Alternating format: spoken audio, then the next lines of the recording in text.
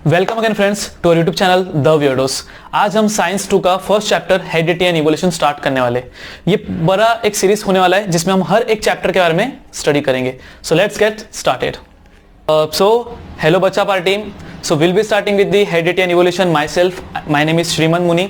ठीक है, तो हम लोग अपना जो चैप्टर स्टार्ट करेंगे हेरिडिटी एंड इवोल्यूशन। जैसे सर ने बताया ये जो चैप्टर है बहुत इंपॉर्टेंट है और स्टार्टिंग में इतने सारे भी बच्चे आ गए तो ये खुद दिखा रहा है कि चैप्टर इतना टफ जाता है बच्चों को।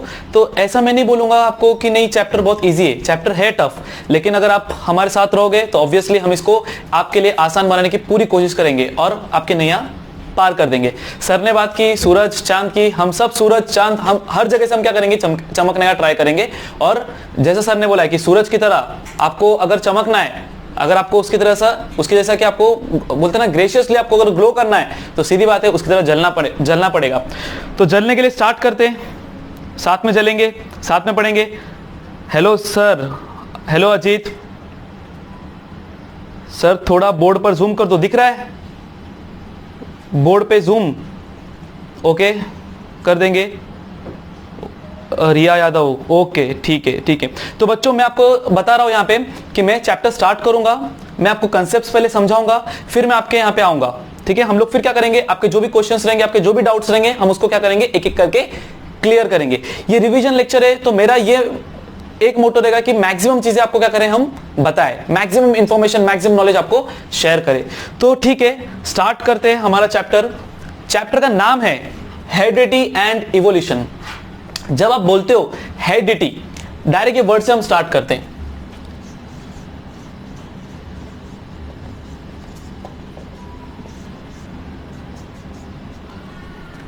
हेरिडिटी, अब ये स्टार्ट करने से पहले हम लोग एक बेसिक चीज हमको पता होनी चाहिए, राइट, कि ये बायोलॉजी के कौन से ब्रांच में आता है। So heredity comes under the branch of biology known as genetics. अब जेनेटिक्स बोला है तो ऑब्वियसली चीजों को ऐसा टफ लगेगा, टफ नहीं है, बहुत सिंपल है। जब आप बोलते हो हेरिडिटी मतलब क्या, it is the transfer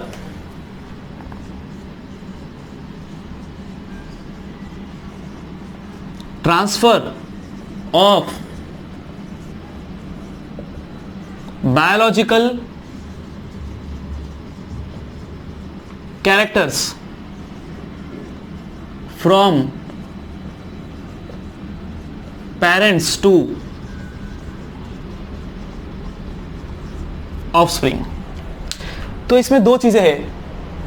biological character, जब आप बोलते हो बायोलॉजिकल कैरेक्टर, जैसे मैं बोलता हूं कि मेरे जो बाल है ना, मेरा जो शक्ल है मॉम डैड से मिलता है, ऑब्वियसली उनसे मिलेगा क्योंकि मैं उनका ही बच्चा हूं, है ना।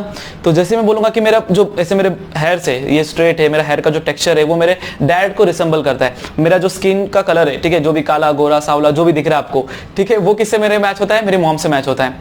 फिर मेरा नाक, तो ये सब चीजें क्या है, हम बोलते हैं ये आपके एक्सटर्नल कैरेक्टर्स है। ये सब क्या है बच्चों, एक्सटर्नल कैरेक्टर्स है। और ये जो एक्सटर्नल कैरेक्टर्स होते हैं वो हमारे आते कहां से, हमारे पेरेंट्स से आते हैं। बट आपको ये पता रहेगा कि जो एक्सटर्नल कैरेक्टर जो दिखता है उसके लिए रिस्पॉन्सिबल कौन है, उसके रिस्पॉन्सिबल कौन है, आपका जीन्स। ठीक है, आपके जीन्स। तो हम लोग सबसे पहले देखते हैं, जब आप बोलते हो बायोलॉजिकल कैरेक्टर तो कैरेक्टर कुछ भी हो सकता है। हाइट कैरेक्टर है।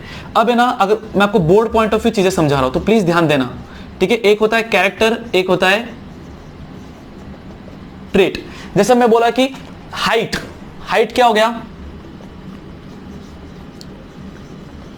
हाइट इज द कैरेक्टर, है ना। अभी हाइट क्या हो सकता है, शॉर्ट भी हो सकता है और टॉल भी हो सकता है। वेरी गुड, ठीक है। तो यहां पे क्या दिया है, टॉलनेस या शॉर्टनेस।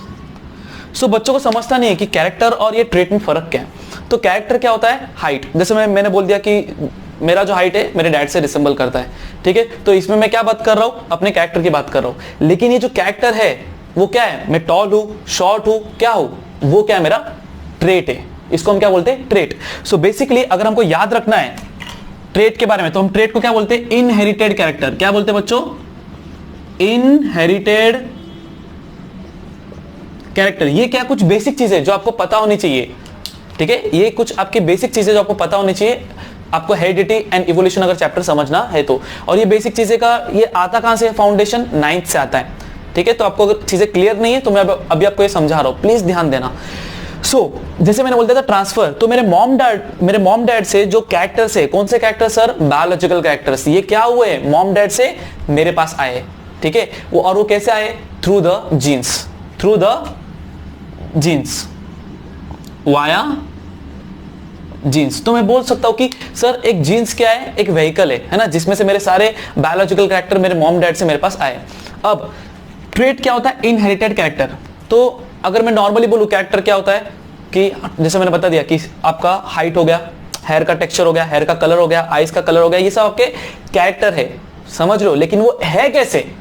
टॉलनेस से, शॉर्टनेस से, ठीक है, ब्लू है, ब्राउन है, तो ये आपके क्या हो गए? ट्रेट हो गए। अब मैं नॉर्मली बोलूंगा कि अरे मेरी हाइट बड़ी है, तो मैं किसकी बात कर रहा हूं? कैरेक्टर की। लेकिन अगर मैं ऐसा बोल रहा हूं कि ये मेरी जो हाइट है मेरे डैड से रिसेंबल कर रही है, तो मैं किसकी बात कर रहा हूं? ट्रेट की। ट्रेट क्या है? Inherited character. तो ऊपर से लेकर नीचे तक हर एक चीज कैरेक्टर है, लेकिन जो कैरेक्टर, याद रखना, लेकिन जो कैरेक्टर मेरे मॉम डैड से मुझे मिली है ना, उस कैरेक्टर को इनहेरिटेड मतलब विरासत, उनसे लेना, उसको मैं क्या बोलता हूं? ट्रेट बोलता हूं। क्या बोलता हूं? ट्रेट। तो लेट्स सी, ये आपको इतना डेफिनेशन आपको क्लियर है क्या? विजय खाल से बोलते हैं कि क्या जीन्स हर सेल में होता है? जी हां, हर एक सेल में, ठीक है, हर एक सेल में डीएनए होता है, जिसके बारे में अभी हम देखेंगे। और उस डीएनए के अंदर क्या होता है? आपके जीन्स होते हैं। वॉइस सबको क्लियर है बच्चों? एवरीवन? हेलो भाग्यश्री, ये समझ में आ गया बच्चों सबको? ये समझ में आ गया डेफिनेशन एवरीवन?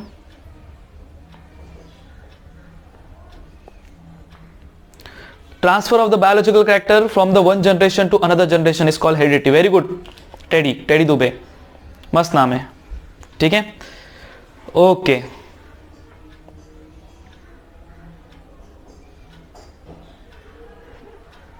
ओके बच्चों, वेरी गुड। ये हो गया हमारा हेरिडिटी। अब इस फिनोमिनन को, अब मैंने क्या बताया कि जो बायोलॉजिकल कैरेक्टर है, जो पेरेंट्स से ऑफस्प्रिंग में आता है वाया जीन्स, उसकी स्टडी को मैं हर एक चीज थोड़ा थोड़ा ऐड कर रहा हूं। उसकी स्टडी को आप क्या बोलते हो? हेरिडिटी। इसकी स्टडी, जब आप इसकी स्टडी करते हो, इसको आप बोलते हो हेरिडिटी। और ये आता है किसमें बच्चों? जेनेटिक्स में आता है। ये आता है किसमें? जेनेटिक्स में आता है। और ये जो फिनोमिनन है, फिनोमिनन मतलब क्या? ये जो हो रहा है ना, जिस पैटर्न में हो रहा है, उसको हम बोलते हैं इनहेरिटेंस। क्या बोलते हैं बच्चों? इनहेरिटेंस, ठीक है। तो मैं यहां पे और एक चीज यहां पे ऐड कर रहा हूं, it is termed as inheritance. Okay, तो ये क्लियर है सबको? ये हो गया हेरिडिटी के बारे में। अब ये होता कैसे, इसमें और एक चीज हमको भी ध्यान देना है। अब कुछ बच्चों ने बोला सर क्रोमोसोम्स,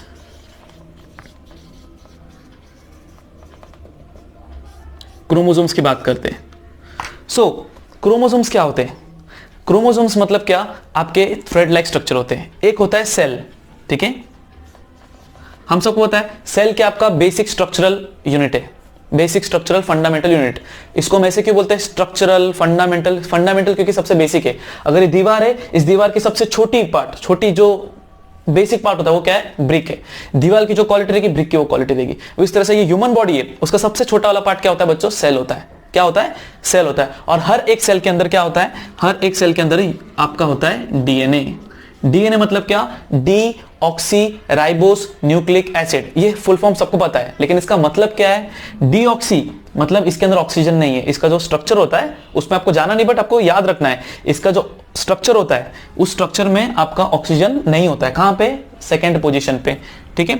और ये मिलता कहां पे? न्यूक्लियस में। इसके लिए इसको क्या बोलते हैं? न्यूक्लिक। ये कौन सी प्रॉपर्टी शो करता है? एसिडिक प्रॉपर्टी शो करता है। इसके लिए क्या? D oxy ribose nucleic acid, ठीक है। तो हर एक सेल के अंदर डीएनए होता है। We have trillions of cells, बहुत सेल्स होते हैं, एक दो सेल्स नहीं, ट्रिलियंस ऑफ सेल्स है बॉडी में। उस ट्रिलियंस ऑफ सेल्स के अंदर होता है डीएनए, हर एक सेल के अंदर होता है डीएनए। और सर डीएनए जो होता है, इस डीएनए को मैं आपको देखो निमोनिक्स दे रहा हूं, ठीक है। डीएनए के साथ मैंने क्या कर दिया? अगर मैंने प्रोटीन्स को जोड़ दिया तो मुझे मिलेगा क्रोमोसोम्स, मुझे मिलेगा क्रोमोसोम्स, ठीक है। अब बोलेगा ये क्यों होता है? मैं आपको एक स्ट्रक्चर दिखाता हूं, ठीक है। हमने नॉर्मली देखा है क्रोमोसोम का स्ट्रक्चर ऐसा होता है, थ्रेड लाइक दिखता है, ऐसा कॉइल्ड थ्रेड लाइक स्ट्रक्चर होता है,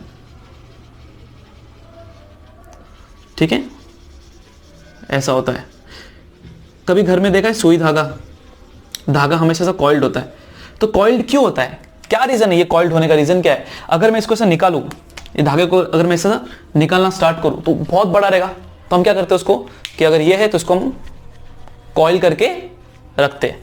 तो ये हो गया आपका ये पूरा पार्ट, ये आपका होता है डीएनए। इस डीएनए को अब मुझे पता है कि उसको सेल के अंदर रखना है तो उसको बहुत टाइटली रखना पड़ेगा। तो उसको मैं क्या करूंगा, कॉइल करके रखूंगा। अब कॉइल करने के लिए क्या करना पड़ेगा, जिस तरह से यहाँ पे अगर मैं धागे को कॉइल करता हूं तो ये क्या करता है, धागे को पकड़ रहा है ना। यहाँ पे मैं किसकी बात कर रहा हूँ, धागे की बात नहीं कर रहा हूँ, मैं क्रोमोसोम्स को कंपेयर कर रहा हूँ थ्रेड स्ट्रक्चर से। क्योंकि हमारा सेल कितना छोटा है सर, उस सेल के अंदर न्यूक्लियस है, समझ रहे हो, उस सेल के अंदर न्यूक्लियस है जो मेन सेंटर है। उस न्यूक्लियस के अंदर हमारा क्या है, क्रोमोसोम्स है। उस क्रोमोसोम्स के अंदर आपका डीएनए। तो सीधी बात है, इतना बड़ा अगर डीएनए है, इतना बड़ा डीएनए, उसको इतने छोटे सेल में अगर आपको रखना है तो उसको कैसे रखना पड़ेगा, कॉम्पैक्टली अरेंज करना पड़ेगा। तो कॉम्पैक्टली हम कैसे अरेंज करते हैं कि हमारे प्रोटीन्स होते हैं, वी हैव दी प्रोटीन्स। ठीक है, आपको बोर्ड में पूछेगा नहीं, लेकिन अगर आपको 95% प्लस लाना है तो आपको याद रखना पड़ेगा इन प्रोटीन्स को बोलते हैं हिस्टोन प्रोटीन्स। और ये क्या होते हैं, थोड़े पॉजिटिवली चार्ज होते हैं। डीएनए क्या होता है आपका, नेगेटिव चार्ज होता है। तो कहने का मतलब क्या है कि हमारे जो हमारे जो डीएनए है वो इनके अराउंड क्या होते हैं, कॉइल्ड होते हैं। और कॉइल्ड क्यों होते हैं, बिकॉज ये है पॉजिटिव, डीएनए नेगेटिव। क्या है, histone is positive, DNA is negative, histone is positive, DNA is negative. और ये ऐसे पूरा होके आपका क्रोमोसोम्स बनता है। तो इतना क्लियर हुआ, इसको किस तरह से हम लोग क्या कॉइल कर सकते हैं।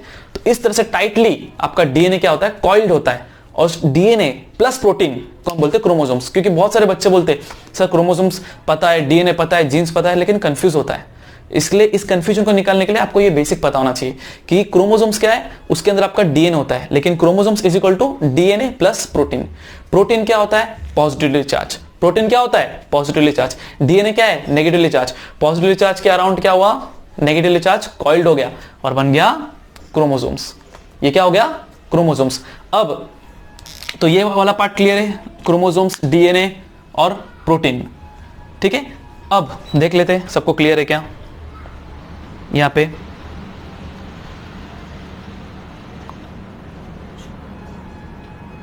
ओके, और इसमें यहां पे किसी को कुछ भी डाउट है, एवरीवन?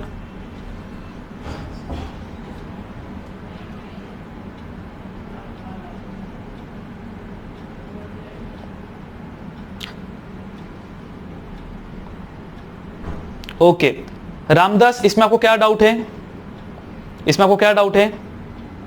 हमने यहां पे देखा यहां पे कि ये होता है क्रोमोसोम्स। ठीक है, क्रोमोसोम्स इस तरह से होते हैं, हमेशा हम देखते हैं ना क्रोमोसोम को ऐसे स्ट्रक्चर में मिलते हैं, क्रोमोसोम ऐसा हमको मिलता है। तो ये क्रोमोसोम को मैंने यहां पे बनाया, इस क्रोमोसोम का मैंने क्या किया, इसको मैंने अनवाइंड किया है। अनवाइंड समझता है ना, अनवाइंड बाहर निकालना। जब इसको अनवाइंड किए तो हमको इतना बड़ा डीएनए मिला। डीएनए ऑलमोस्ट आपका, ठीक है, अगर हम देखेंगे तो ऑलमोस्ट बोलते ना आपका बड़े बड़े साइज में डीएनए होते हैं। उस इतने बड़े, जैसे एक धागा है, उस धागे को मैं कॉइल करके रखूंगा कि उसको ऐसे खुला छोड़ूंगा, खुला छोड़ूंगा तो पूरा घर भी क्या हो जाएगा, भर जाएगा। तो उसको मैंने क्या किया, टाइटली क्या किया, मैंने कॉइल्ड किया है। अब कॉइल क्यों कर, अभी कॉइल करने के लिए जैसा ये यहाँ पे मार्कर है जिसमें मैंने धागा में कॉइल कर रहा हूं, उसी तरह से डीएनए को कॉइल करने के लिए मेरे पास क्या होता है, ये छोटे छोटे आपको दिख रहे हैं, ये प्रोटीन से, ये प्रोटीन्स को मैं बोलता हूं हिस्टोन प्रोटीन। और हिस्टोन प्रोटीन के अराउंड जब ये चीजें कॉइल होती है तो आपको एक कॉम्पैक्ट क्रोमोसोम मिलता है। तो एक क्रोमोसोम को अगर मैं निकालते जाऊंगा तो मुझे डीएनए मिलेगा। सो क्रोमोसोम्स क्या होते हैं, डीएनए प्लस प्रोटीन्स। क्रोमोसोम्स क्या होते हैं, डीएनए प्लस प्रोटीन्स। तो यहां तक क्लियर है?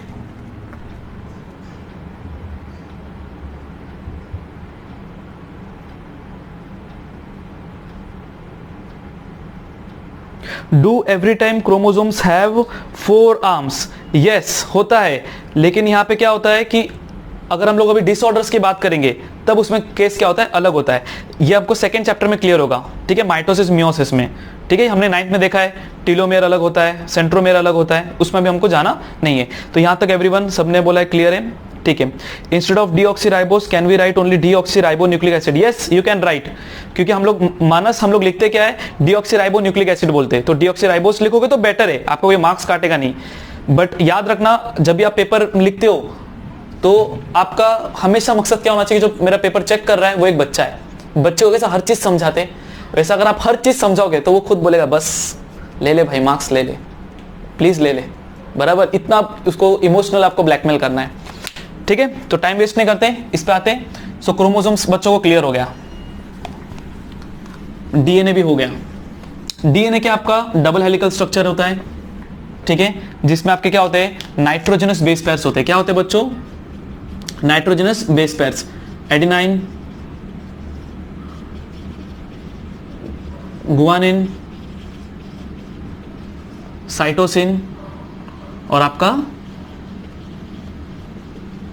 थायमिन, ठीक है। ये होते हैं आपके डीएनए में। याद रखना है कि डीएनए जैसा होता है, डीएनए आपका सबसे, डीएनए को हम क्या बोलेंगे, जेनेटिक मटेरियल।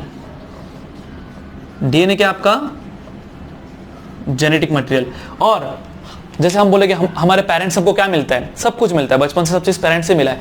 लेकिन मेन अगर मैं बोलूंगा कि मैं उनका किड हूं, right, I am the offspring, so how can I say I am the offspring, just by seeing the genetic material. इसके लिए हम बोलते हैं, आज भी अगर कोई क्राइम होता है, अगर ये फाइंड करना है कि किसका बेबी है, तो what we do the DNA test, because DNA एक ऐसा जेनेटिक मटेरियल जो पेरेंट्स से हमको मिलता है और उसके अंदर सारी कैपेसिटी होती है हमको पूरा बनाने की, ठीक है। तो DNA is the genetic material. अब आपने सुना है आरएनए के बारे में, तो फर्स्ट जो जेनेटिक मटेरियल है, सबसे इंपॉर्टेंट आपका जो जेनेटिक मटेरियल होता है वो होता है डीएनए, बिकॉज डीएनए आपका जाता है पेरेंट्स से ऑफस्प्रिंग। सेकंड जो होता है आपका वो आरएनए, ठीक है। आरएनए के बारे में हम डिस्कस करेंगे आगे, लेकिन ये वाला पार्ट हो गया डीएनए के बारे में, ठीक है। अब डीएनए के अंदर होते हैं नाइट्रोजन बेस पेयर्स। क्या होते हैं, नाइट्रोजन बेस पेयर्स। तो नाइट्रोजन बेस पेयर्स मतलब क्या, एडेनाइन, गुआनिन, साइटोसिन, थायमिन। ये हम लोग ने 9th में भी देखा है, ठीक है। और लास्ट में ये जो डीएनए में होता है, लेकिन आरएनए में क्या होता है, इंस्टेड ऑफ थायमिन आपको होता है uracil. You have the uracil, okay. तो यहां तक क्लियर है बच्चों।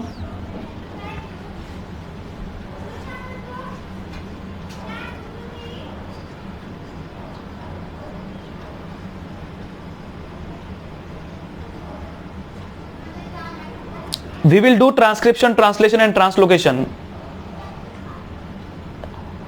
ओके, ठीक है। तो इतना पार्ट हो गया।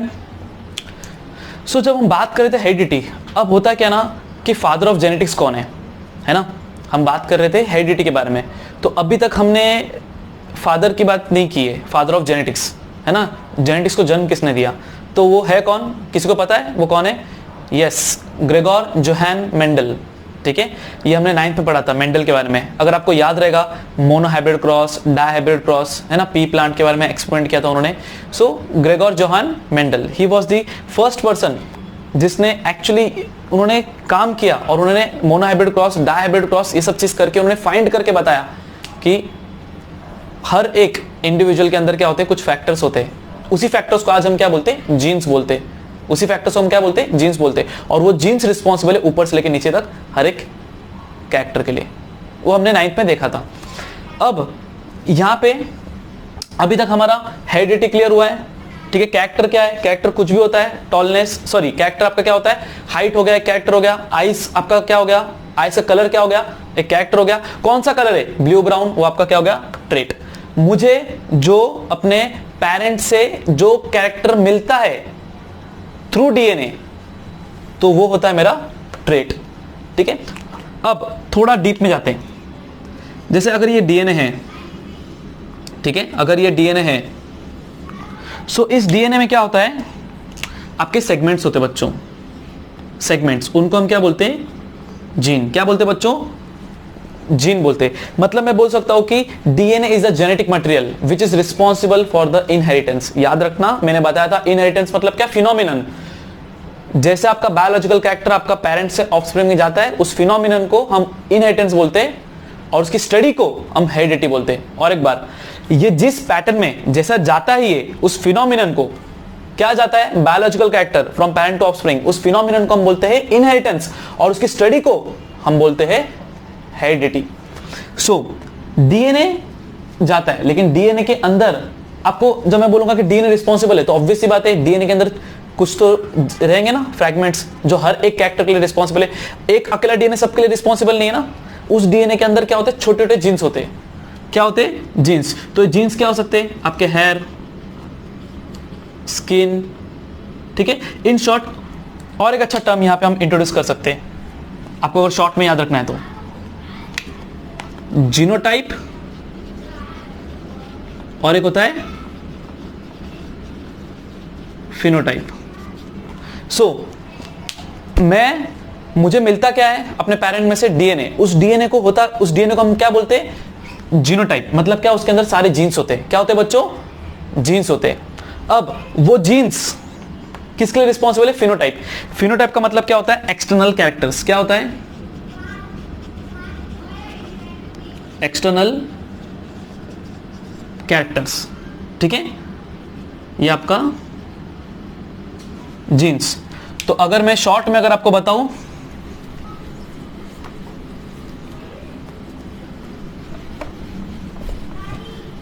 तो सबसे पहले आपका क्या आएगा, क्रोमोसोम्स, फिर आपका आता है डीएनए। क्रोमोसोम्स है क्या, डीएनए प्लस प्रोटीन्स। इस डीएनए के अंदर होते क्या है, जीन्स। जीन्स क्या है, genes are the small fragment, genes are the small fragment of the DNA that carries the genetic information about a particular individual. हर एक इंडिविजुअल के जो हाइट हो गया, हेयर्स हो गया, स्किन हो गया, आइज कलर हो गया, फेशियल एक्सप्रेशन हो गया, ठीक है, मेंटल, फिजिकल, एवरीथिंग, जो भी आपके कैरेक्टर से उसके लिए कौन रिस्पॉन्सिबल होता है, जीन्स। तो जीन्स को जब आप जोड़ोगे, जैसे मैंने यहाँ पे अपना डीएनए बनाया था, मिट गया। जब हम डीएनए को जोड़ते हैं, जब हम जीन्स को जोड़ते हैं तो हमको डीएनए मिलता है। तो यहां से लेके यहां तक एक जीन्स हो सकता है, फिर यहां से लेके यहां पे एक जीन्स हो सकता है। ऐसे डिफरेंट आपके क्या होते हैं, जीन्स होते हैं। समझा। तो कभी भी याद रखना, जो क्रोमोसोम्स होते हैं, ये जीन्स वाला पार्ट क्लियर हुआ कि genes are the fragments of the DNA. छोटे छोटे, जैसे एक बड़ा सेगमेंट है, ये डीएनए है, तो इसके छोटे छोटे हिस्से क्या होते हैं, आपके जीन्स है। Genes genes genes genes, genes जुड़े डीएनए बना, जीन्स जुड़ा डीएनए बना। डीएनए क्या है, जेनेटिक इंफॉर्मेशन। बट उस जेनेटिक इंफॉर्मेशन को अगर मैं और प्रिसाइसली बात करूं कि भाई हेयर कलर ये सब, तो आएगा जीन्स। तो ये हो गया अबाउट जीन्स। ओके, ये क्रोमोसोम्स हो गया, डीएनए, प्रोटीन, जीन्स हो गया। अब और एक बात है, जो क्रोमोसोम्स होते हैं ना, ये हमेशा क्या होते हैं, पैर में होते हैं। क्या होते हैं बच्चों, पैर में होते हैं। इसके लिए हम इनको क्या बोलते हैं, होमोलोगस क्रोमोसोम्स। क्या बोलते हैं, होमोलोगस। अब बोलोगे सर ये टर्म क्या है, ये सब टर्म बेसिक्स है। अगर आपको ये सब क्लियर रहेगा ना, तो आपको ट्रांसक्रिप्शन, ट्रांसलेशन, ट्रांसलोकेशन पूरा समझ में आएगा। अगर ये सब टर्म क्लियर रहता नहीं हमको, इसके लिए हमको बार बार उसको तकलीफ होती है पढ़ने में, इसलिए मैं बता रहा हूं।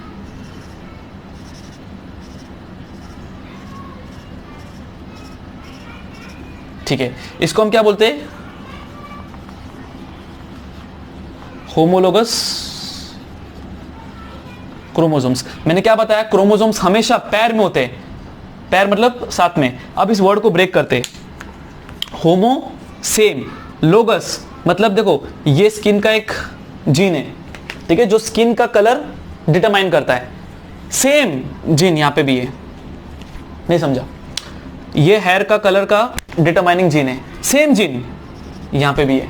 तो ये क्या हो गया, सेम है। तो सीधी बात है, अभी ये हो गया हाइट का, हो गया आपका हाइट के लिए ये जीन रिस्पॉन्सिबल है, तो इधर भी ये भी है।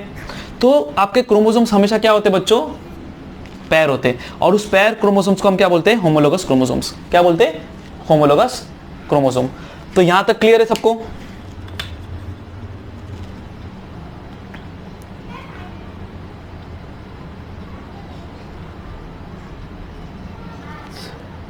जीन्स हमेशा आपके क्या होते हैं, पैर में होते हैं, उसको हम अलील बोलते हैं, ठीक है। जीन्स, अजय कुमार यादव, जीन्स हमेशा क्या होते हैं, आपके पैर में होते हैं, उसको हम बोलते हैं अलील्स। तो मैंने आपको बताया क्रोमोसोम्स होता है, क्रोमोसोम्स के अंदर क्या होता है, DNA plus protein. DNA plus protein आपका जुड़ के बनता है क्रोमोसोम्स। और डीएनए कैसे बनता है, जीन्स में। और जीन्स जब पैर में होते हैं, जैसे अभी मैंने आपको बताया, skin colour, height, eyes colour, facial expression, nose बराबर, नोज का पूरा वेरिएशन किस तरह से है वो इधर। तो सेम है ना, सेम है। इसके लिए मैं इनको क्या बोलता हूं, क्रोमोसोम्स पैर में होते हैं, और ये सेम क्रोमोसोम्स को मैं बोलता हूं होमोलोगस क्रोमोसोम्स, ठीक है। और जीन्स के पैर को मैं क्या बोलता हूं, अलील्स। क्या बोलता हूं, अलील्स। तो एक बार देख लेते हैं। हमने सबसे पहले पढ़ा कि सर हेरिडिटी क्या है? The transfer of the biological character from the parent to the offspring. ठीक है, पेरेंट से ऑफस्प्रिंग में जो जेनेटिक इंफॉर्मेशन जो जाता है, उस प्रोसेस को हम बोलते हैं इनहेरिटेंस। उस प्रोसेस को हम बोलते हैं इनहेरिटेंस। उस प्रोसेस को हम बोलते हैं इनहेरिटेंस। और उसकी स्टडी को हम बोलते हैं हेरिडिटी। आता किसमें है? जो ब्रांच ऑफ बायोलॉजी जिसमें स्टडी करते हैं उसको हम बोलते हैं जेनेटिक्स। तो जेनेटिक्स बड़ा है, बड़ा स्टडी है, बड़ा बुक है, उसके अंदर आता है आपके, उसके अंदर है हेरिडिटी। हेरिडिटी मतलब इसकी स्टडी को, और ये जिस तरह से होता है उस प्रोसेस को हम बोलते हैं इनहेरिटेंस। ये तीन चीज क्लियर है? Very good. उसमें हम बायोलॉजिकल कैरेक्टर क्या होता है? कुछ भी हो सकता है सर। आपका आईज हो सकता है, नोज हो सकता है, आपका फेशियल एक्सप्रेशन, फेशियल नहीं पूरा बॉडी का एक्सप्रेशन, ठीक है, बाहर से जो दिखता है उसको हम क्या बोलते हैं? फिनोटाइप। आपका बाहर का कैरेक्टर। बाहर का कैरेक्टर दिखने के लिए रिस्पॉन्सिबल कौन होता है? आपका डीएनए, मतलब अंदर का कैरेक्टर। ठीक है, अंदर, तो वो क्या होता है? जीनोटाइप। मैं जीनोटाइप बोल रहा हूं तो मतलब मैं किसकी बात कर रहा हूं बच्चों? डीएनए की। तो कैरेक्टर क्या होता है आपका? कुछ भी हो सकता है, हाइट हो सकता है, स्किन कलर हो सकता है, कुछ भी, लेकिन वो होता कौन से कलर का? हाइट मतलब क्या? टॉलनेस की शॉर्टनेस, वो होता है trait. So an inherited character is termed as trait. An inherited character is termed as trait. ये दोनों चीज क्लियर होगा। कैरेक्टर कुछ भी रहेगा, लेकिन वो होता कैसे, और वो अपने मम्मी डैडी से आया है। जैसे मेरे ऊपर से लेकर नीचे तक सब कैरेक्टर है, लेकिन अगर मैं बोला कि ये जो मेरा हेयर है वो मेरे डैड से आया, तो ये मेरा क्या हो गया? ट्रेट हो गया। क्या हो गया? ट्रेट। तो ट्रेट क्या है? इनहेरिटेड कैरेक्टर जो मुझे पेरेंट से मिला है। ठीक है, फिर हम बोलते हैं सर आपने बताया पेरेंट्स से ऑफस्प्रिंग मिलता है वाया जीन्स। इसको और अच्छे से बोलेंगे तो हम लोग क्या बोलते हैं? Via the DNA. डीएनए के अंदर जीन्स होता है ना। तो बेसिकली मैं किसकी बात कर रहा हूं? जेनेटिक मटेरियल की। तो जेनेटिक मटेरियल जो होता है वो मेरा क्या है? डीएनए। उस डीएनए के अंदर क्या होता है? जीन्स होता है। क्रोमोसोम्स मैंने बताया आपको, बड़े क्या होते हैं? ऐसे शेप में होते हैं आपके क्रोमोसोम्स। इसके अंदर आपका क्या होता है? डीएनए। डीएनए क्या होता है? उनको कॉइल करना पड़ता है अराउंड दी प्रोटीन्स। उस प्रोटीन्स को हम क्या बोलते हैं? हिस्टोन प्रोटीन बोलते हैं। हिस्टोन प्रोटीन का चार्ज क्या होता है? पॉजिटिव। हिस्टोन प्रोटीन का चार्ज क्या होता है बच्चों? पॉजिटिव। डीएनए का चार्ज क्या होता है? नेगेटिव होता है। तो ये हो गया अपना क्रोमोसोम्स। तो डीएनए बड़ा स्ट्रक्चर होता है, उसके छोटे छोटे फ्रैगमेंट्स को हम बोलते हैं जीन्स। ठीक है, और आपका मैं बोलूंगा कि अगर मुझे एक टर्म बताना है कि आपका जीन्स का पैटर्न बताओ, तो मैं बोलूंगा जीनोटाइप। और genotype is responsible for the phenotype. Phenotype मतलब क्या? बाहर का एक्सप्रेशन। ठीक है, तो जीनोटाइप डिसाइड्स फिनोटाइप। समझा? ठीक है, तो जीनोटाइप किसको? इसके लिए एक अच्छा क्वेश्चन आ सकता है बोर्ड में, क्या कि जो डैड का अभी हमारा पूरा समझो, पूरा हमारा कैरेक्टर है ना डैड को रिसेंबल कर रहा है, तो इसका मतलब क्या है कि हम फिनोटिपिकली किसको रिसेंबल कर रहे हैं? फिनोटिपिकली किसको रिसेंबल कर रहे हैं? फिनोटिपिकली मैं बाहर से जो दिख रहा हूं वो किसको रिसेंबल कर रहा हूं? मैं अपने डैड को। लेकिन इसका मतलब ये है क्या कि मेरा मॉम का कुछ कंट्रीब्यूशन नहीं उसमें? ऑब्वियसली है।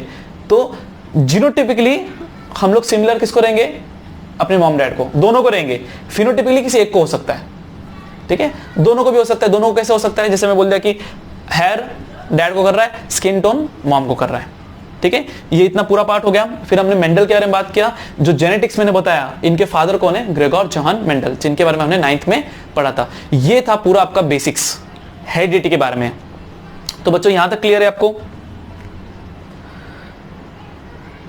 यहां तक क्लियर है?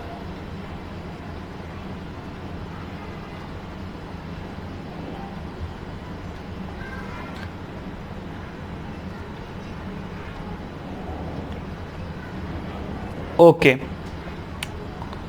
अ child DNA is same as is mother as well as father. Exactly Ajay. ठीक है, हम लोग का जो डीएनए होता है हमारे मॉम डैड से क्या करता है? हमेशा मैच करता है। Anushka is asking what is the controlling unit of cell? Obviously nucleus. Nucleus controlling unit क्यों है सेल का? बिकॉज न्यूक्लियस के अंदर क्या होता है बच्चों? क्रोमोसोम्स। और क्रोमोसोम्स के अंदर क्या होता है? डीएनए। ठीक है, और डीएनए के अंदर क्या होता है? जीन्स।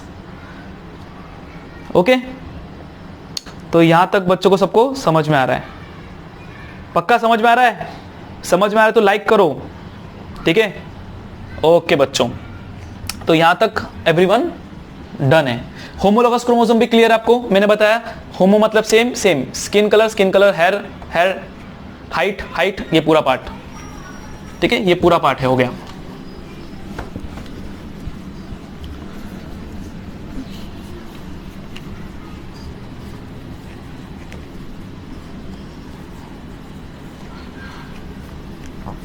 याद रखना ट्रेट और कैरेक्टर अलग होते हैं, ठीक है। इनहेरिटेड जो कैरेक्टर होता है उसी को हम ट्रेट बोलते हैं। तो ये पूरा पार्ट हो गया। अब आपका टेक्स्ट बुक में हम लोग स्टार्ट कर सकते हैं। तो अगर हम देखेंगे मेंडल को, मैंने बता दिया मेंडल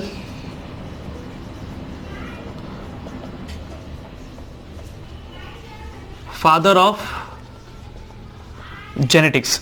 इन्होंने क्या बताया यहाँ पे देखो, 1886 तक ना किसी को आइडिया नहीं था। अब मुझे जस्ट इमेजिन करो, मतलब मैं आपको बता रहा हूँ 1950s तक ना लोगों को पता ही नहीं था कि डीएनए इंपॉर्टेंट है। आपको पता है लोग हमेशा क्या सोचते थे कि जो भी आपका ऊपर से लेकर नीचे तक जो मेन कंट्रोलिंग एजेंट है, ठीक है, मेन कंट्रोलिंग जो आपका पूरा बॉडी को संभालता है वो कौन है? प्रोटीन है। पता है ऐसे क्यों लगता था लोगों को? बिकॉज आप ऊपर से लेकर नीचे तक कुछ भी देखो, सेल को खुलना है प्रोटीन चाहिए, हमको कुछ काम करना है प्रोटीन चाहिए, हर एक चीज में प्रोटीन चाहिए, हर एक चीज में प्रोटीन चाहिए। तो लोगों को लगता था कि प्रोटीन सबसे इंपॉर्टेंट पार्ट है। 1950s तक डीएनए को कुछ भाव ही नहीं था, मतलब डीएनए कोई बोलता नहीं था। आज बायोलॉजी में अगर हम बात करेंगे साइंस की दुनिया में, तो डॉन कौन है? डीएनए। डीएनए बोलता है कि नहीं हर चीज मैं संभालता हूं। लेकिन तब तक लोगों को क्या लगा कि प्रोटीन है। फिर बाद में जाके मालूम पड़ा कि प्रोटीन तो राइट हैंड है, मेन डॉन कौन है? डीएनए। समझ रहे हो? तो मेंडल की बात करते तो ये जो सिलसिला था ना डीएनए को भाव मिलने के लिए, ये बहुत दूर तक चला। उसके बारे में कुछ बेसिक्स दिया है, बोर्ड में आपको क्वेश्चन पूछ सकता है क्योंकि ये 12th का पार्ट है ना, और इसमें इसके लिए आपको थोड़ा कॉम्प्लिकेट होता है। इसके लिए चीजों को ध्यान से समझने का ट्राई करो, क्योंकि आपको इन्फॉर्मेशन हम बहुत सारी चीजें दे रहे हैं, क्योंकि ये रिवीजन है। और सीधी बात है, अगर आपको 95+ चाहिए तो आपको ज्यादा पढ़ना पड़ेगा और उसके लिए आपको ध्यान देना पड़ेगा। तो मेंडल फादर ऑफ जेनेटिक्स, तो 1886 तक लोगों को क्लियर नहीं था, ठीक है। मेंडल ने सिर्फ ऐसा बताया कि हर एक इंडिविजुअल के अंदर एक फैक्टर बोल के कोई चीज होता है जो रिस्पॉन्सिबल होता है कि उसके पास से जो कैरेक्टर है वो आगे के जनरेशन को दे। उसी फैक्टर्स को आज हम क्या बोलते हैं? जीन्स। उसी फैक्टर्स को हम आज क्या बोलते हैं? जीन्स। तो मेंडल ने बताया था फैक्टर के बारे में, और फैक्टर को हम क्या बोलते हैं? जीन्स। आज हम जीन्स बोलते हैं। तो इसके लिए बोलते हैं कि मेंडल को पायनियर बोलते हैं, मतलब जिसने जेनेटिक्स को स्टार्ट किया। सोचो ना, लोगों को 1950s तक पता नहीं है, ठीक है, कि डीएनए इंपॉर्टेंट आपका पार्ट है, और ये बंदा 1880s में, सोचो कितना कितना डिफरेंस है। 1880s में वो बंदा बता रहा है कि लोगों को पता नहीं डीएनए, और ये बंदा बता रहा है कि ऐसा इंडिविजुअल के अंदर कुछ फैक्टर्स होते हैं जो रिस्पॉन्सिबल है। और सिर्फ बताया नहीं, उन्होंने मोनोहाइब्रिड क्रॉस, डायहाइब्रिड क्रॉस, ये सारी चीजें की।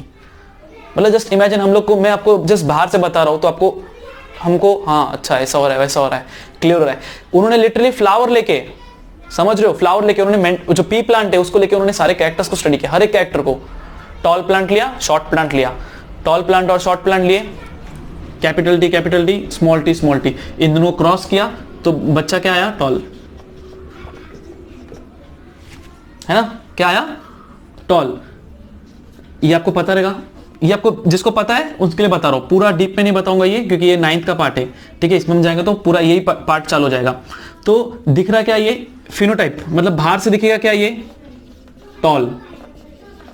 बाहर से क्या दिखेगा? ये टॉल दिखेगा। ये प्योर टॉल है, प्योर टॉल, और ये प्योर डॉफ।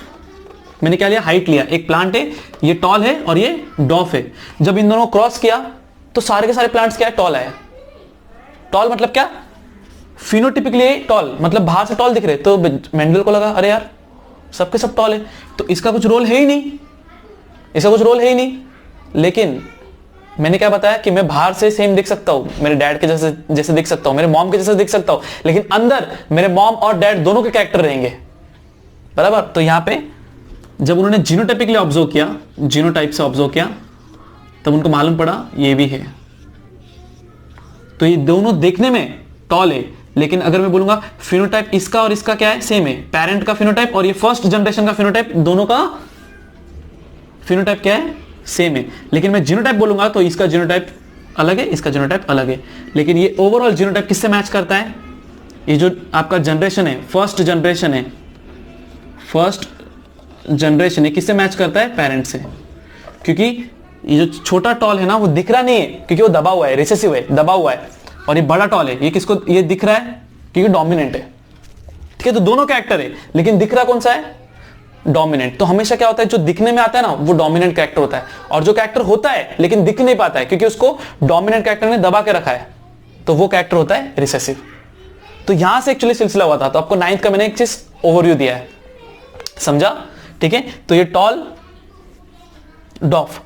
तो अब इसके सामने और एक कोई अगर डॉफ आएगा, बराबर, सेकंड जब इसको हम क्रॉस करते, सेकंड जब हम क्रॉस करते तो हमको क्या दिखता है, हमको स्मॉल टी भी मिलता है। अगर आपको याद रहेगा तो स्मॉल टी मिलता है। तो कहने का मतलब क्या है कि ऐसा नहीं कि खाली मेन एक पेरेंट है जो टॉल है वही रिस्पॉन्सिबल है, शॉर्टनेस भी है, लेकिन जब वो शॉर्टनेस क्या हो रहा है, एक्सप्रेस नहीं हो रहा है। जब शॉर्टनेस के सामने शॉर्टनेस आएगा तो दिखने में आएगा। ठीक है, तो ये था मोनो हैबिट जब एक क्रॉस की बात कर रहे थे। तो 9th वाला पार्ट था। ठीक है, तो ये चीज मैंने आपको क्यों बताया, ताकि आपको क्लियर हो कि फिनोटाइप क्या होता है और जीनोटाइप क्या होता है। ठीक है, ये वाला पूरा पार्ट हो गया। ओके, ठीक है। तो उसके बाद क्या हुआ कि अगर हम देखेंगे यहां पे 1901, हम इसके बारे में बात करते हैं। ठीक है, तो ये सब 1886 तक चला। फिर 1901 में हम देखते हैं, 1901 में क्या हुआ कि म्यूटेशन थ्योरी दी गई। कौन सी थियरी? Mutation theory. और ये किसने बताया? ह्यूगो डी व्रेस ने। ह्यूगो डी व्रेस ने 1901 में क्या बताया? म्यूटेशन थियरी दी। म्यूटेशन मतलब क्या होता है, अगर आपके डीएनए में क्या होता है, कुछ चेंजेस आ जाते हैं। हमेशा आपने 9th में पढ़ा रहेगा कि एडेनाइन थायमिन, बराबर, गुआनिन साइटोसिन। एडेनिन और थायमिन कितने हाइड्रोजन बॉन्ड से जुड़ते? 2 हाइड्रोजन बॉन्ड से जुड़ते। गुआनिन और साइटोसिन कितने? 3 हाइड्रोजन बॉन्ड से जुड़ते। ये सब चीजें अगर क्लियर होगी तब आपको ट्रांसक्रिप्शन ट्रांसलेशन समझेगा। ट्रांसक्रिप्शन ट्रांसलेशन ऐसा कोई चीज नहीं है कि बच्चों बोलते हैं कि भाई 2 मिनट में बता दिया आपको आ जाएगा। ये सब चीजें पता होनी चाहिए, समझ रहे हो? तो जब गुआनिन की जगह पे समझो आपका गुआनिन और साइटोसिन जुड़ रहे, बट इसकी जगह पे अगर कोई ए आ गया तो आपका म्यूटेशन हो गया। मतलब क्या हो गया, कुछ गलती हो गई। तो उस गलती को हम क्या बोलते हैं? म्यूटेशन। तो जो म्यूटेशन की जो थ्योरी थी, किसने दी थी? ह्यूगो डी व्रेस ने। हालांकि उन्होंने बहुत गलतियां की थी उसमें, वो हम अभी देखना नहीं हमको, वो हायर स्टैंडर्ड्स में। तो एक बोर्ड में अगर पूछेगा कि म्यूटेशन थ्योरी कौन से ईयर में दिया गया था, तो याद रखना है म्यूटेशन थ्योरी 1901 में दिया था। ह्यूगो डी व्रेस ने म्यूटेशन थ्योरी दिया था आफ्टर 1886, दैट इज मेंडल। उसके बाद 1902 में 2 साइंटिस्ट, वॉल्टर एंड सूटोन, ठीक है, इन्होंने क्या किया? इन्होंने पैड क्रोमोसोम को ऑब्जर्व किया। आपको याद है, अभी हमने देखा था होमोलोगस क्रोमोसोम, पैड क्रोमोसोम्स। ठीक है, मतलब क्या? जिसमें आपके जीन्स क्या रहेंगे? सिमिलर लेंगे। सिमिलर मतलब ऐसे नहीं कि मैंने बताया था, ये अगर ये क्रोमोसोम से ये एक आपका क्रोमोसोम है, यहां पे हाइट, यहां पे लोकेशन भी सेम है, लोकेशन भी सेम है। और ये इन्होंने कब ऑब्जर्व किया था? किसमें ऑब्जर्व किया था बच्चों? इन्होंने ऑब्जर्व किया था ग्रास ऊपर में। किसमें ऑब्जर्व किया था इन्होंने? ग्रास ऊपर में। तो ग्रास ऊपर में इन्होंने क्या ऑब्जर्व किया? Pad chromosomes. 1902 में। सोचो क्रोमोसोम्स के बारे में, अभी तक हम डीएनए की तरफ पहुंचे भी नहीं है, ऐसा है। तो इन्होंने वेल्टर एंड सूटोन ने, इन सब एक्चुअली इनकी बड़ी बड़ी थियरीज है, लेकिन बोर्ड में कैसा है ना, आपको एक एक लाइन में दिया है, तो इसके लिए आपको बहुत शॉर्ट में बता रहा हूं, जितना हो सके आपको इंफॉर्मेशन दे रहा हूं मैं, कि 1886 में मेंडल ने मोनो हाइब्रिड डायहाइब्रिड इनके बारे में स्टडी की थी। 1901 में म्यूटेशन थ्योरी था जो ह्यूगो डी व्रेस ने दिया। 1902 में वॉल्टर सूटोन ने एक्चुअली एक पैड क्रोमोसोम्स को ऑब्जर्व किया। किसमें? ग्रास ऊपर में। ठीक है, उस तक तभी तक लोगों को क्रोमोसोम्स के बारे में पता ही नहीं था, तो डीएनए तो दूर की बात है। मैंने बोला ना, तब तक लोगों को क्या लगता था, ऊपर से लेकर नीचे तक जो भी चीज होता है, मेन कंट्रोलिंग यूनिट कौन है? प्रोटीन है। ठीक है, उसके बाद आपका 1944 में आपके 3 साइंटिस्ट थे। ठीक है, आपके मैक्लॉयड, एवरी और आपके यहां पे मैकार्टी, 3 साइंटिस्ट थे। एक था एवरी, मैकलिन और आपके थे मैक्लॉयड। ये 3 साइंटिस्ट थे जिन्होंने एक्चुअली ना वायरस को देखा, और वायरस से उन्होंने ये प्रूफ करके दिखाया कि प्रोटीन आपका जेनेटिक मटेरियल नहीं है। तो जो मैं बोलता हूं ना कि पेरेंट्स ऑफस्प्रिंग में जो जेनेटिक मटेरियल जाता है, लोगों को तब तक यही डिबेट था। पूरा जो कम्युनिटी था 2 पार्ट में डिवाइड था। कुछ लोग बोल रहे थे नहीं प्रोटीन से, प्रोटीन से, प्रोटीन से। कुछ लोग मान रहे थे नहीं डीएनए है, क्योंकि उसके पहले 1-2 एक्सपेरिमेंट हुआ था जिसमें ये प्रूफ किया था कि डीएनए जेनेटिक मटेरियल है। बट लास्ट में एवरी, मैक्लॉयड, मैकार्टी, ये 3 साइंटिस्ट थे। उसके बाद और एक साइंटिस्ट थे, ठीक है, आपको ये बोर्ड में पूछ सकता है, एवरी, मैक्लॉयड मैकार्टी, ठीक है, इन्होंने प्रूफ किया कि जो जेनेटिक मटेरियल होता है वो कौन सा होता है, डीएनए होता है। जेनेटिक मटेरियल क्या है बच्चों, डीएनए। और इसको अल्टीमेट प्रूफ किसने किया, वायरस का एग्जांपल देके, वायरस का एग्जांपल दिखा के किसने प्रूफ किया, ये हर्शी एंड चेस ने। किसने किया, हर्शी एंड चेस ने। तो अगर कोई पूछेगा राइट, तो आपको सीक्वेंस में क्या याद रखना है, सबसे पहला क्या था, Mendel is the father of genetics, जिन्होंने बताया कि हर एक इंडिविजुअल से कुछ कैरेक्टर्स क्या होते हैं आपके ऑफस्प्रिंग में आता है। ऑफस्प्रिंग मतलब क्या, आपके बच्चों में जाता है, उसको हम बोलते हैं फैक्टर्स। उसी चीज को आज हम क्या बोलते हैं, जीन्स। उसके बाद 1901 में कौन से साइंटिस्ट थे, ह्यूगो डी व्रेस, जिन्होंने म्यूटेशन थ्योरी दिया।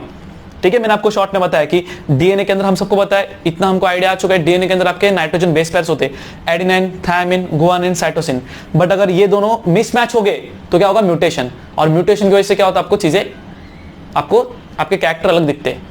हर एक चीज क्या होगा, आपको प्रोटीन बनाने में काम आती है। और हमारे जो मूवीज है हम देखते हैं ना, स्पाइडरमैन मूवी में आपने क्या देखा रहेगा कि जैसे उसको स्पाइडर ने काटता है, उसके डीएनए में चेंज होता है, उसके डीएनए में एक एक्स्ट्रा जीन ऐड हो जाता है, और फिर वो क्या करता है, प्रोटीन बनाता है। वो भी ट्रांसक्रिप्शन ही है, बताऊंगा मैं, वो भी क्या है, ट्रांसक्रिप्शन है।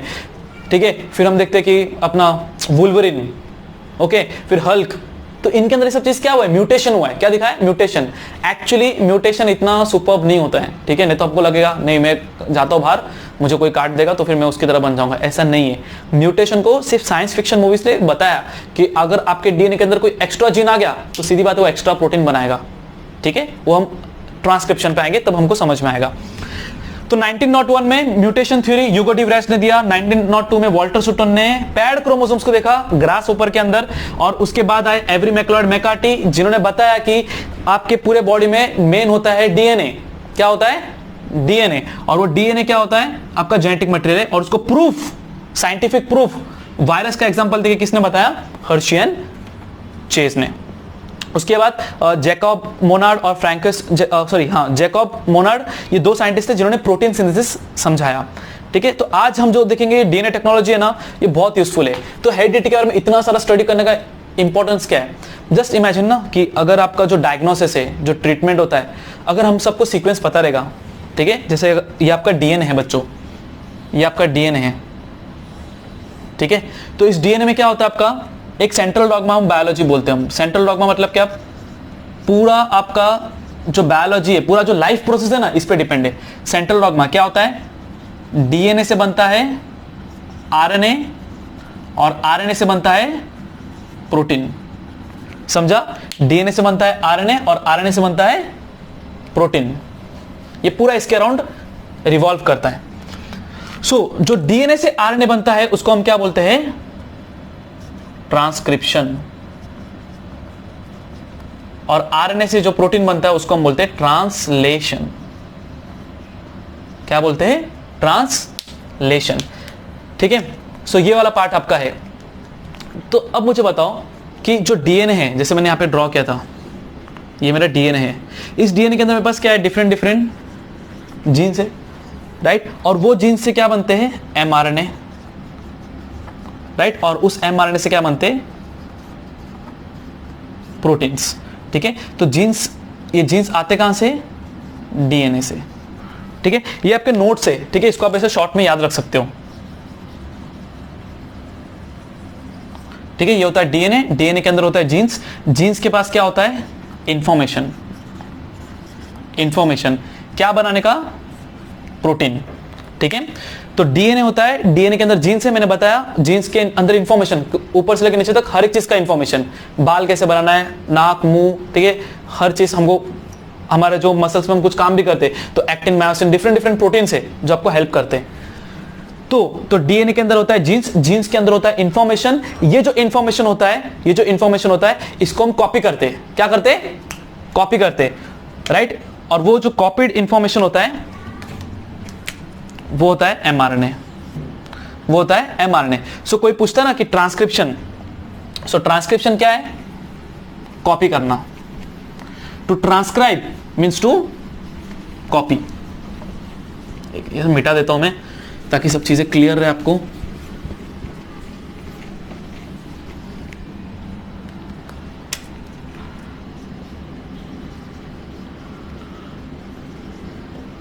ट्रांसक्रिप्शन मतलब क्या होता है?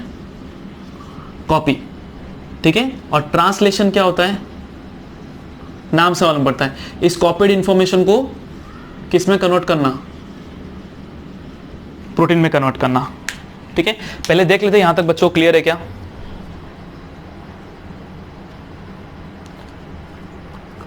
The sudden change in the parental gene is called as mutation. Very good Archana. और म्यूटेशन ऐसा नहीं कि कभी होता है, ठीक है, बहुत रेयरली होता है, बिकॉज हमारे डीएनए के पास क्या होता है? प्रूफ रीडिंग होता है। वो बार बार चीजों को देखता है कि नहीं यार एडेनिन थायमिन से जुड़ा है कि नहीं, गुआनिन साइटोसिन से जुड़ा है कि नहीं, हर चीज प्रॉपर्ली देखता है।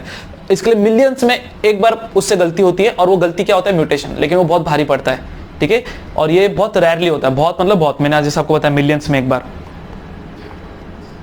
ठीक है, right. Changing the sequence in the nucleotide is called as mutation. Very good. Nucleotide nucleoside पे हम आएंगे, ठीक है। जंपिंग जीन्स पृथ्वीराज, है ना, डायरेक्ट जंप कर रहे टुवर्ड्स ट्रांसलोकेशन।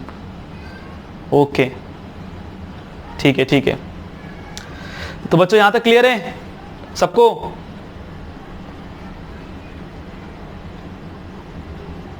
ओ भाई मारो मुझे, मारो मारो अथर्व को मारो फिर।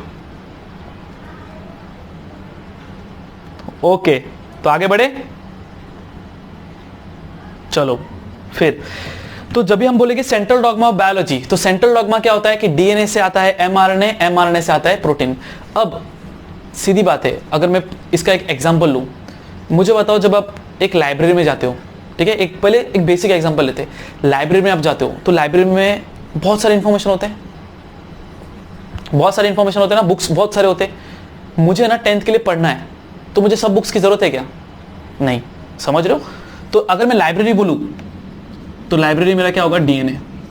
मेरे डीएनए के अंदर ना पूरा ऊपर से लेकर नीचे तक सब इंफॉर्मेशन है कि मैं बना कैसे हूं डीएनए से, ये इंफॉर्मेशन मेरे अंदर पूरा भरा पड़ा है। तो ये मेरा क्या होगा? लाइब्रेरी।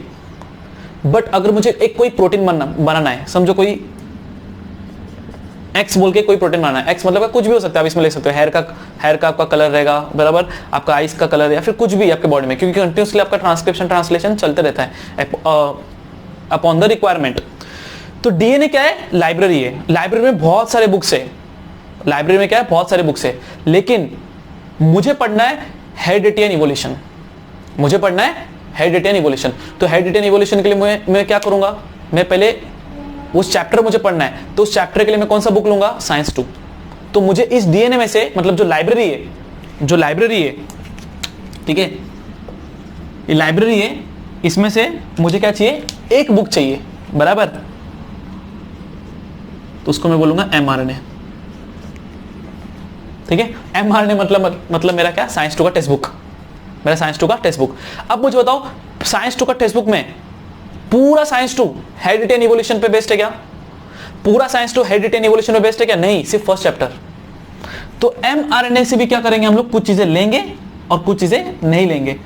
तो जो चीज हम लेंगे उसको हम ट्रांसलेट करते, तो वो बनता है हमारा first chapter, that is heredity and evolution. तो वो मेरा क्या बन गया? प्रोटीन।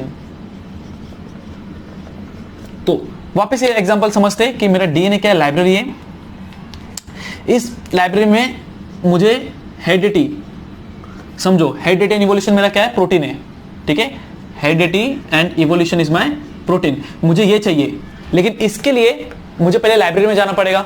डीएनए में लाइब्रेरी में गया, ओके, चलो ढूंढो सीक्वेंस ढूंढो। उस बड़े लाइब्रेरी में क्या होगा? कुछ सीक्वेंस रहेगा, जैसे ये सीक्वेंस है, ठीक है, ये सीक्वेंस है बच्चों,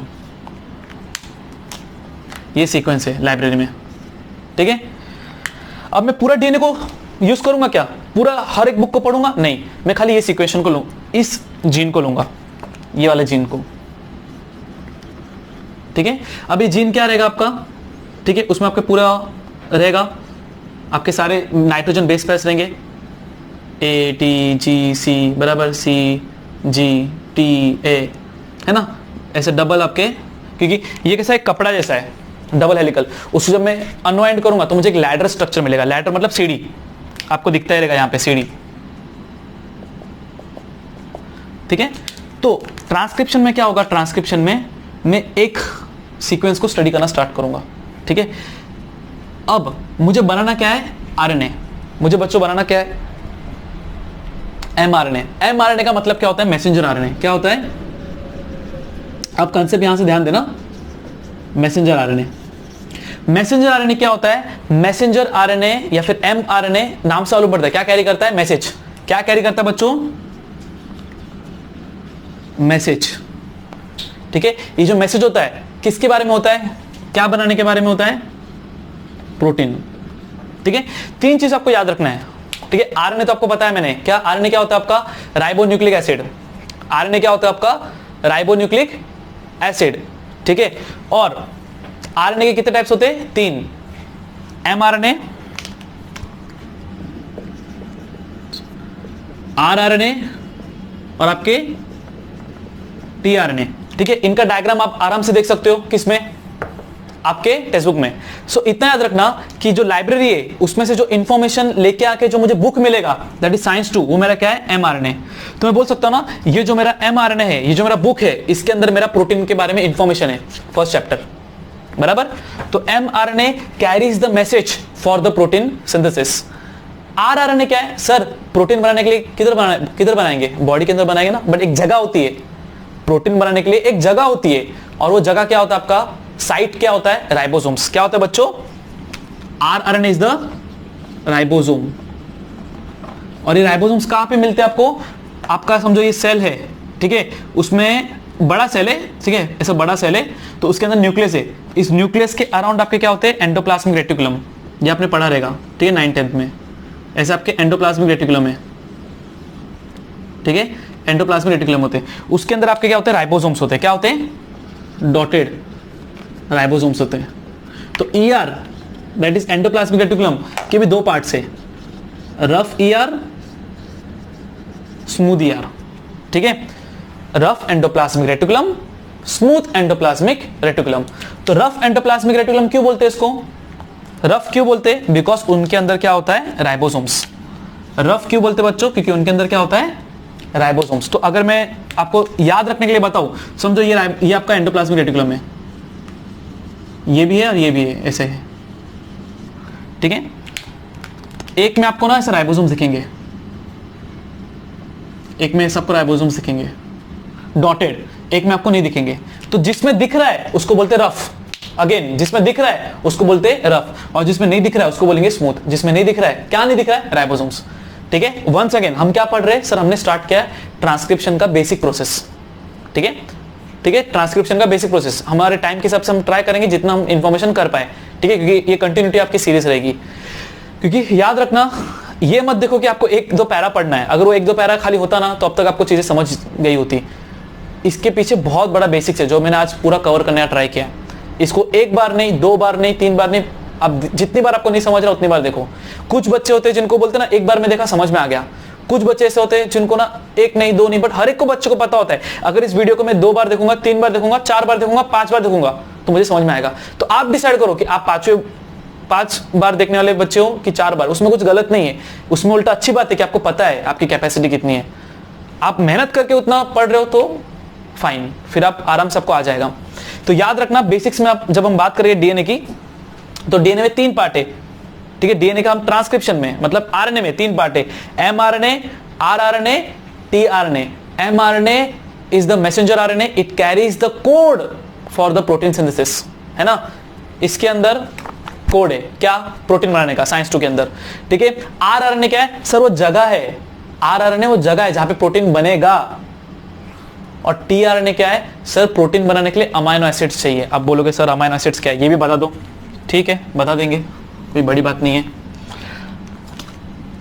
ऐसे आपके अमाइनो एसिड्स होते हैं, ठीक है, ऐसे अमाइनो एसिड होते हैं। और ये जब अमाइनो एसिड्स है ना, जैसे अगर ये मेरा प्रोटीन है, 1 अमाइनो एसिड, 2 अमाइनो एसिड, ऐसे 3, 4, 5, कितने भी अमाइनो एसिड बनेंगे तो आपका बनेगा प्रोटीन, बड़ा प्रोटीन बनेगा।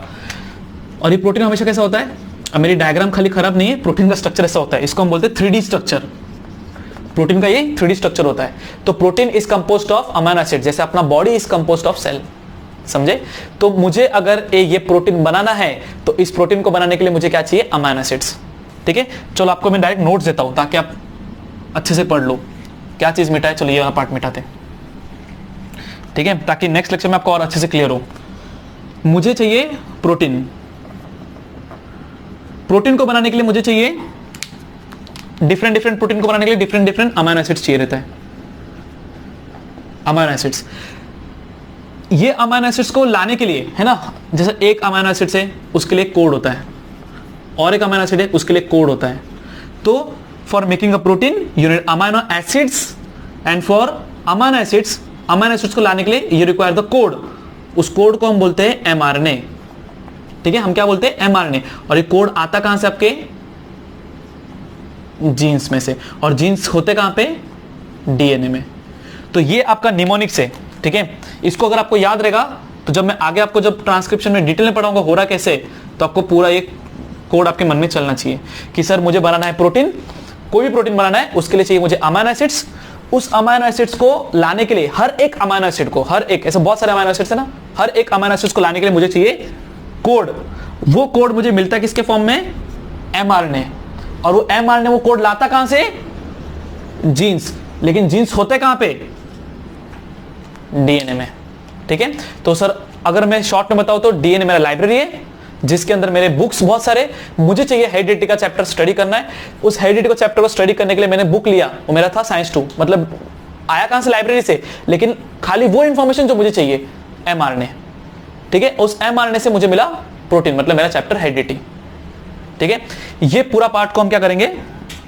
आगे कंटिन्यू करेंगे। तो एंडोप्लाज्मिक रेटिकुलम मैंने बताया कि राइबोसोम्स क्या होते हैं? आपके एंडोप्लाज्मिक रेटिकुलम के अंदर होते हैं। एक होता है रफ ईआर, एक होता है स्मूथ ईआर। ठीक है, तो यहां तक बच्चों सबको क्लियर है क्या? चलो डाउट्स देख लेते हैं। Sir ribosomes are always rough. No Bhavesh, ribosomes are not always rough. Why? Because ribosomes के अंदर आपके दो पार्ट रहते हैं। ठीक है, रफ राइबोसोम्स आपके सब में प्रेजेंट रहते हैं, न्यूक्लियस के बाहर आपके बहुत सारी जगह पे रहते हैं, लेकिन हम यहाँ पे किसकी बात कर रहे हैं? पूरे बेसिक्स के बारे में बात कर रहे हैं। तो एक होता है एंडोप्लाज्मिक रेटिकुलम। तो एंडोप्लाज्मिक में दो पार्ट है, रफ और स्मूथ। अब ये बोलोगे, कुछ बच्चे बोलेंगे सर एंडोप्लाज्मिक की क्या जरूरत है? क्योंकि न्यूक्लियस के बाहर आपका एंडोप्लाज्मिक रेटिकुलम होता है, और इसके बाद ये एंडोप्लाज्मिक रेटिकुलम के बाद आपका क्या होता है? यहां से आपकी जर्नी चलती है। ठीक है, प्रोटीन यहां पे बनता है प्रोटीन, इस छोटे छोटे डॉट्स है ना, यहां पे प्रोटीन बनता है। अब एंडोप्लाज्मिक में भी दो पार्ट है, एक है रफ, एक है स्मूथ। रफ क्या होता है? जिसके अंदर राइबोसोम्स है। तो बोर्ड में पूछा जा सकता है कि राइबोसोम्स प्रोटीन फैक्ट्रीज है ना, जहां पे प्रोटीन बनता है। राइबोसोम्स प्रोटीन फैक्ट्री है जहां पे प्रोटीन बनता है। तो ये प्रोटीन जहां पे बनता है वो जगह का नाम क्या है? Endoplasmic reticulum, rough endoplasmic reticulum कि स्मूथ एंडोप्लाज्मिक रेटिकुलम? तो आंसर क्या रहेगा? Rough endoplasmic reticulum. ओके,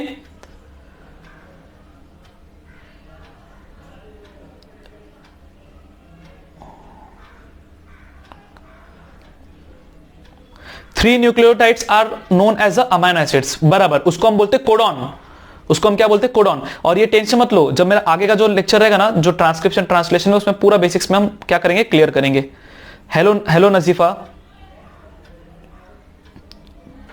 समझा भावेश? अथर्व बोल रहा है सर फिर से समझाओ, कौन सा वाला पार्ट समझाओ Atharva? Triplet codon. Very good Prithviraj, sorry, हम लोग पढ़ेंगे। मैं आपको पूरा बेसिक से समझाऊंगा, ठीक है, ताकि आपको देखो बहुत सारी चीजें आपको क्लियर रहेगी, है ना। बट आपको मुझे क्या करना है? आपके जो पजल्स है ना, उस डॉट्स को मुझे क्या करना है? फिल करना है, ताकि आप जब डॉट्स को कनेक्ट करोगे ना, आपको पूरा पिक्चर क्लियर हो। कोई आपको डायरेक्ट पूछे ट्रांसक्रिप्शन ट्रांसलेशन, पूरा आइडिया आना चाहिए। सर ने बताया heredity, transfer of the biological character from the parents to the offspring, उस पैटर्न को बोलते हैं इनहेरिटेंस। हर एक इंडिविजुअल में होता है जेनेटिक मटेरियल, जो आगे के जनरेशन में जाता है। वो जेनेटिक मटेरियल किस में होता है? न्यूक्लियस में। न्यूक्लियस के अंदर क्या होता है? क्रोमोसोम्स। क्रोमोसोम्स किससे बने हुए हैं? DNA plus protein. डीएनए किससे बना हुआ है? जीन्स से, हाँ ना, ठीक है, क्लियर।